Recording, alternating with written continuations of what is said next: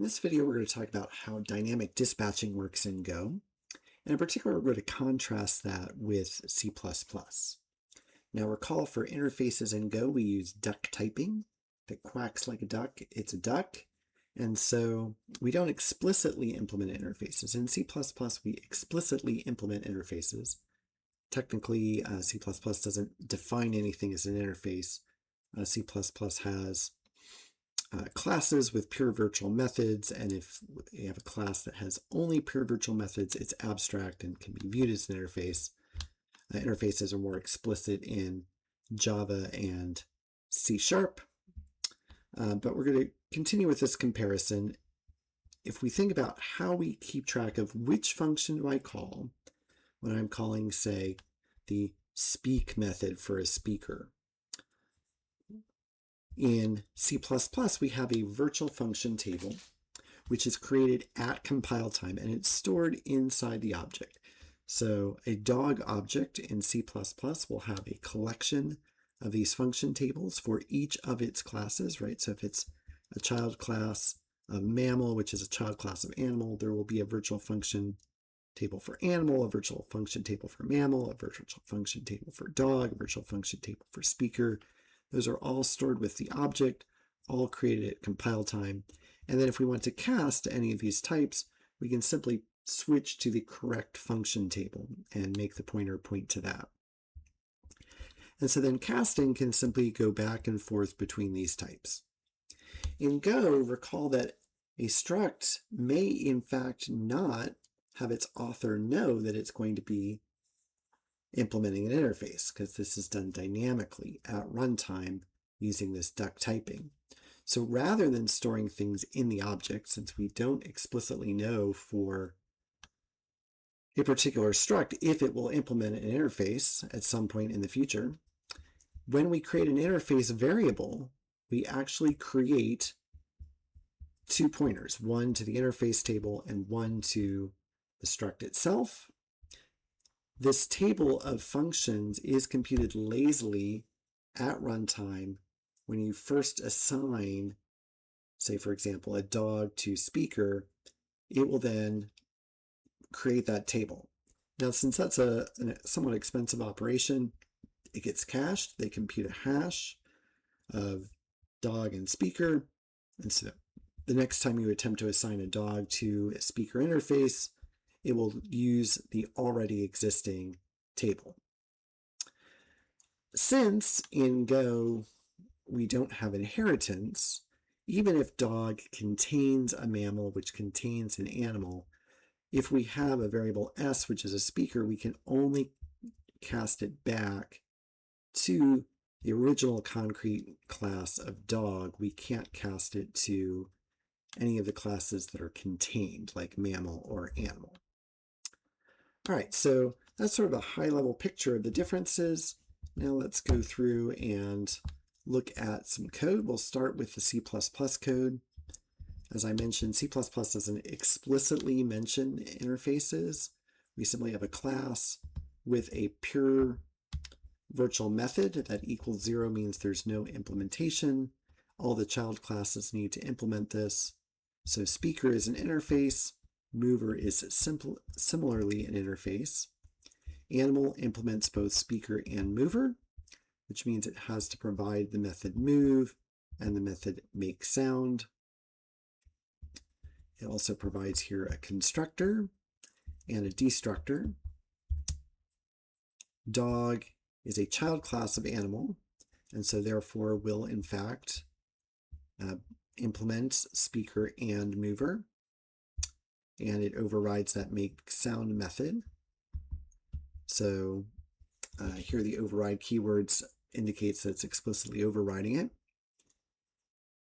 And here we're going to create a dog named Buddy of type golden retriever. We then cast that to speaker and call makes sound with that speaker. And so that will dynamically dispatch to the make sound from dog. All right, so I've compiled that over here. So using C++14, I've compiled that, and now I'm going to run that in a debugger so we can see what happens.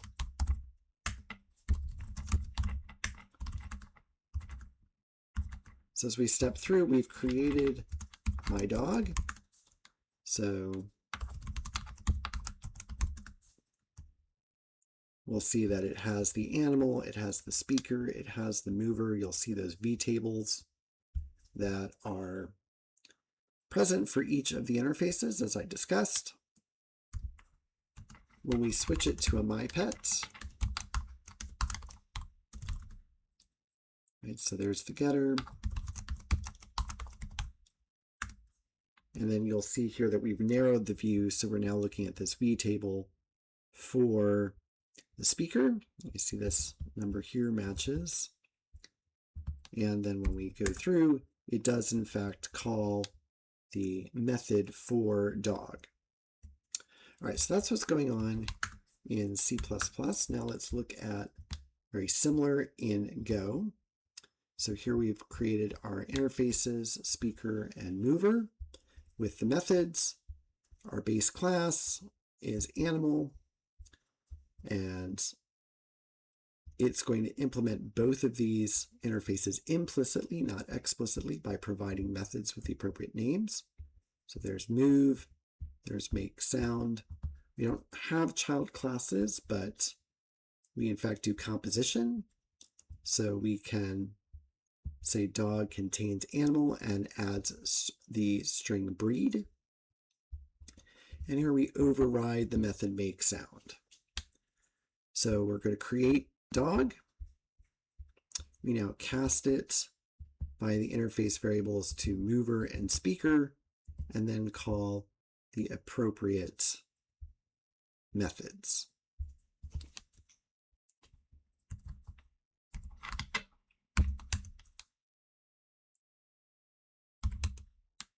So we run that method. We'll see Buddy moves forward, right? So we're calling the move method that we got from animal, and we call the make sound method that we got from dog.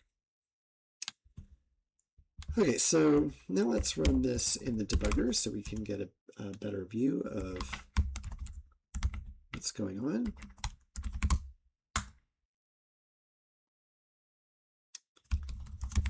We'll break in the main method, continue. So we've built that. So there's my dog. You can see here's the pointer to the struct, and then it gives us information on the attributes. We'll step over. At this point, we've got speaker, so we'll print speaker. So you'll see speaker is interface with the underlying type being a dog. And here's the animal and the breed. That didn't really give us a good view of the interface variable itself. The Go debugger hides that from us. So what we'll do is we're going to cast this to the interface type in runtime by using the unsafe method to just cast the pointer to an unsigned integer and then view it as a pointer to an interface. So we'll look at that speaker. So as we mentioned in the slide, an interface variable has two things. It has a pointer to the data. So you'll note this ends in 85F30. 85F30, so it has the pointer to the struct.